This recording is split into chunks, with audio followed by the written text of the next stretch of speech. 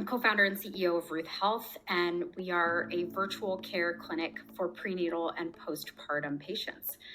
We provide life-affirming and in some cases life-saving services, from doulas that you can text message 24/7 to pelvic floor training, C-section recovery, lactation support, and even self-guided video series for everything from sex and pregnancy, intimacy, to baby wearing and breastfeeding 101. The nation's 16th largest bank collapsed within hours, leaving customers in limbo and forcing federal regulators to swoop in. One of our amazing investors alerted us, and essentially he said, the bank is imploding. Get out as soon as you can. Alison Greenberg is the CEO of a maternity care startup based in LA. Her co-founder transferred nearly all their business funds out just in time. The website was down, the phone lines were tied up. Even now, if you call the FDIC, you can only leave a message. This is extremely scary for those of us who, pay salaries and put food on the table for our employees. I think that is what all of us are fighting for, is for women to see that they can put themselves first, and especially during pregnancy and postpartum. If they don't, the consequences are grave. Silicon Valley's tech giants are largely unaffected by this banking crisis. Instead, it was smaller startups who were left scrambling to get their money out before the government stepped in. We were very scared and very focused. And as soon as we validated the fact that there was a risk of a bank run, we removed funds immediately. And we were very, very lucky to make several transfers before SVB froze accounts. In your work at Aflow, you design conversations so that if someone addresses one of these units, the conversation makes sense. How do you incorporate this thinking about, for instance, gender bias into the way you would design a conversation? Well, it's easy to incorporate this thinking when you're a woman. So we just aren't interacting with very many AI systems or assistants that were built by women.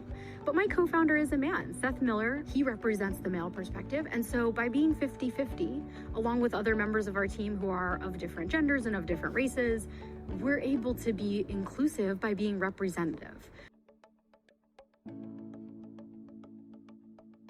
What about you, Alison? What would have happened if you didn't have the access or get the access?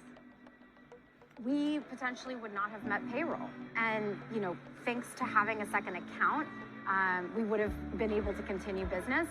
But, I think payroll for a lot of people sounds like a minor issue.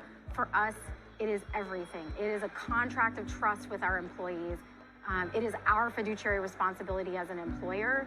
And, frankly, what happens now is that we say thank you to the Fed. We say thank you to the Biden administration and to Yellen. They have proven that they don't just bail out big banks. They bail out entrepreneurs like myself, and they save our employees who may be living from paycheck to paycheck from missing a meal.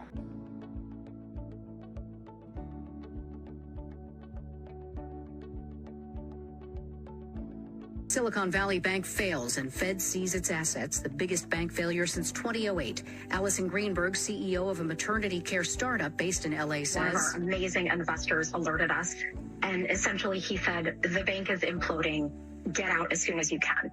She says nearly all of their business funds were transferred just in time. And, for me, working in specifically maternal health, not just women's, but maternal health, is about health equity. And it is about the fact that birth is, in my opinion, truly the seed of injustice in this country.